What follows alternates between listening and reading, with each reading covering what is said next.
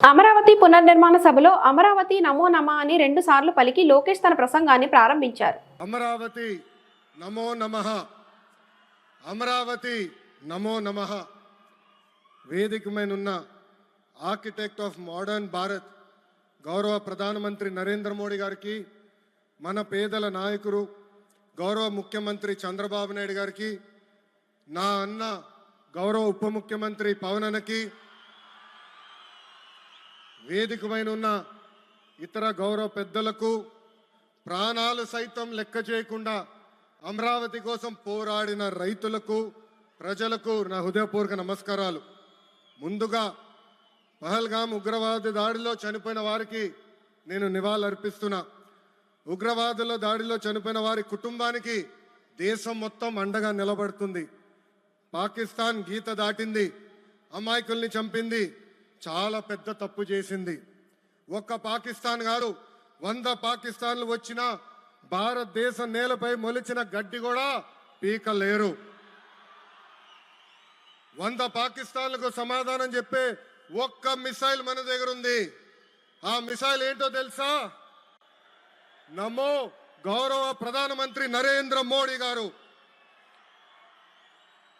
సింహం ముందల ఆటలు ఆడకూడదు, ఆడితే ఏమవుతుంది?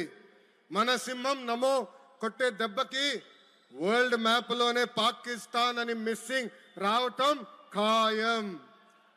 ఈరోజు పాకిస్తాన్ ఆర్మీలో పనిచేసేవారు కొంతమంది రాజీనామా చేశారు, కొంతమంది సెలవులు పెట్టిపోయారు.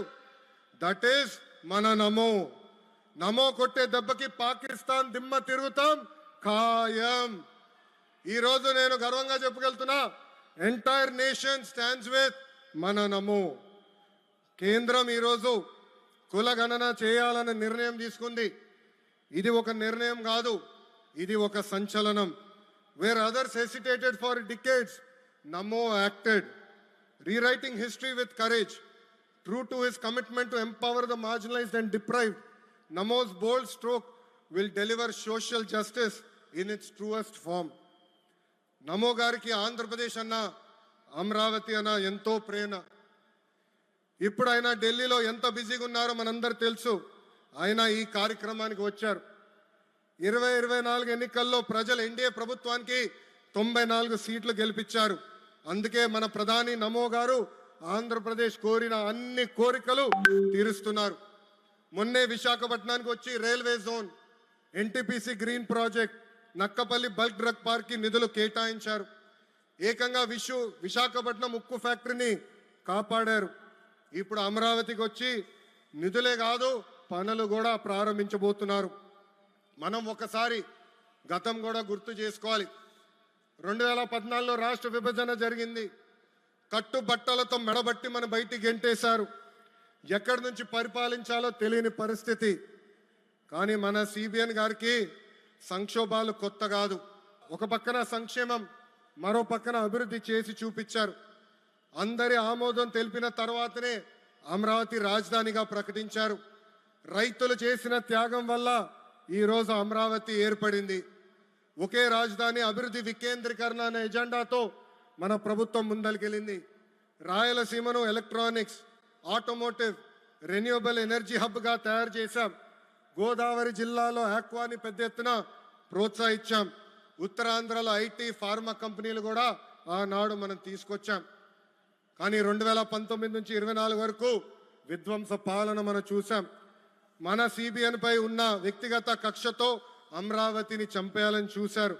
ఒక్క ఇటుక కూడా పెట్టకుండా 3 రాజధానులంటూ 5 సంవత్సరాలు గడిపేశారు. 8 ఏళ్ల పిల్లోడి దగ్గర నుంచి 80 సంవత్సరాల వృద్ధుడు వరకు జై అమరావతి అంటూ జెండా బతుకుని రోడ్డు పైకి వచ్చి ధర్నాలు చేస్తాం, పోరాటాలు చేస్తాం, మనందరం చూసాం. జై అమరావతి అన్నందుకు రైతులకి సంఖ్యలు వేశారు. జై అమరావతి అన్నందుకు మహిళా రైతుల్ని పోలీస్ బూటులతో తన్నిచ్చారు. జై అమరావతి అన్నందుకు రైతుల్ని ఏకంగా పేడ్ ఆర్టిస్టులు అన్నారు. ఎన్ని అరాచకాలు చేసినా అమరావతి రైతులు తగ్గేదే లేదన్నారు. 1631 రోజుల పాటు అమరావతి ఉద్యమం కొనసాగింది. 2070 మంది రైతులు